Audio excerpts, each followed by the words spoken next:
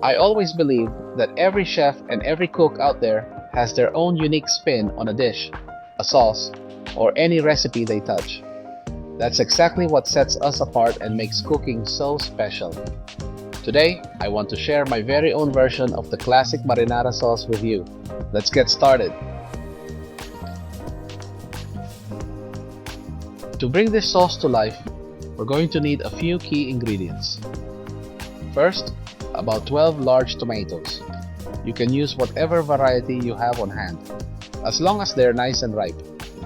Next, 1 large clove of garlic, 4 bay leaves, and 2 red bell peppers.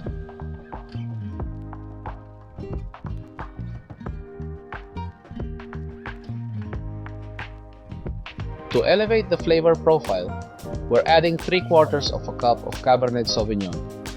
Feel free to use your favorite brand and whatever fits your budget. And finally, a 1/4 cup of olive oil to tie everything together perfectly. First, we give our tomatoes a good wash.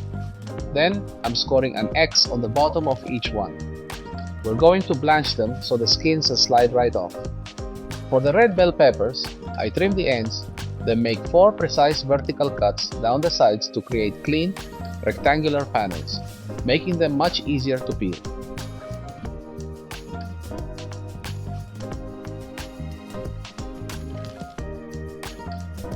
Next up, I turn on the stove, bring a pot of water to a boil, and get everything ready for our vegetables.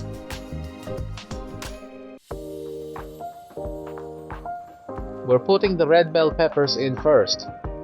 We'll let them boil for about 4 to 5 minutes, then remove them and place them into a small bowl. Immediately cover it with plastic wrap and set it aside in a spot with a stable temperature. The trap to steam will work its magic, making the skins lift right off effortlessly.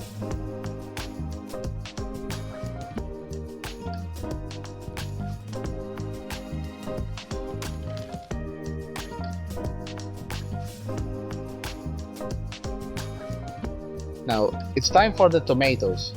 I'm dropping them in one by one. Keep in mind that depending on the size of your pot, you can blanch them all at once or work in batches. Either way is completely normal. We want them in the boiling water for about 1 to 3 minutes. This timing varies depending on the size of your tomatoes and how many you're cooking at the same time. You'll know they're ready the moment you see the skin starting to peel back right where we scored that X. Once they reach that point, transfer them immediately into a bowl of cold water. This sudden temperature shock stops the cooking and makes them incredibly easy to peel. Okay, our peppers are steamed and ready. I'm pulling back the plastic wrap, and as you can see, the skins just start slipping right off. It's incredibly satisfying. The steam from inside the bowl has loosened everything up. I'll show you from a different angle just how effortless this technique makes the entire peeling process. You'll be finished in no time.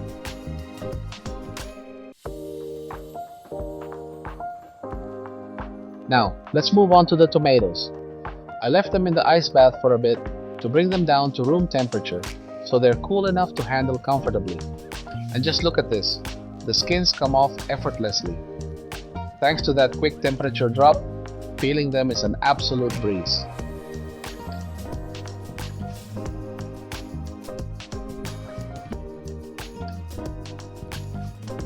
After peeling, we cut them into quarters following that X line and use our hands to remove the seeds and core.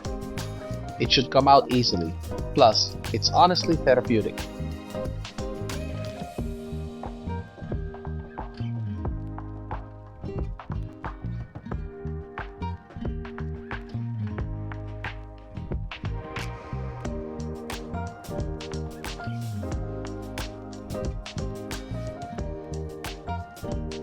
Once the seeds and cores are out, we're going to chop the tomatoes into smaller chunks.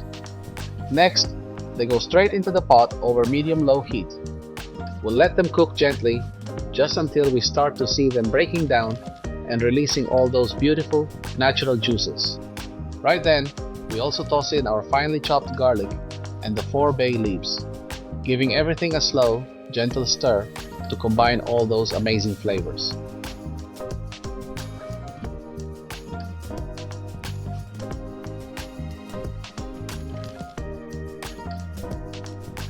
Once we see there's enough liquid, we temporarily take out the bay leaves, and then it's the perfect time to blend everything together.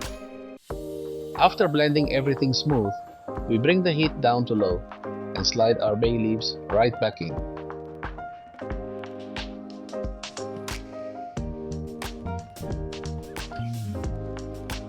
We keep stirring so the sauce doesn't stick to the bottom, and now it's time to pour in the wine.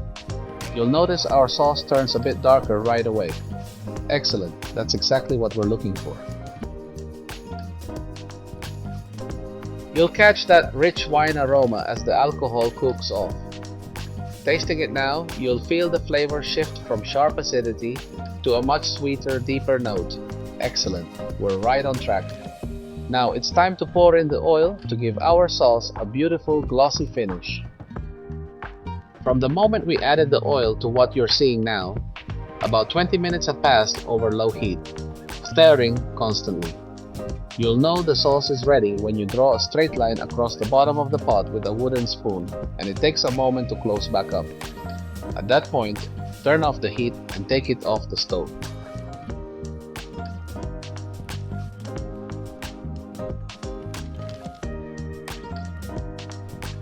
For the final presentation, I decided to pair our fresh sauce with some shell pasta, tossed with sautéed onions, mushrooms, and a nice touch of ground white cheese. Because why not? It's the ultimate comfort food. And we're back where we started. Thank you so much for watching, everyone. If you haven't seen them yet, make sure to check out my video on how to keep your pasta from sticking and my essential vegetable knife skills guide. See you next time. Bye.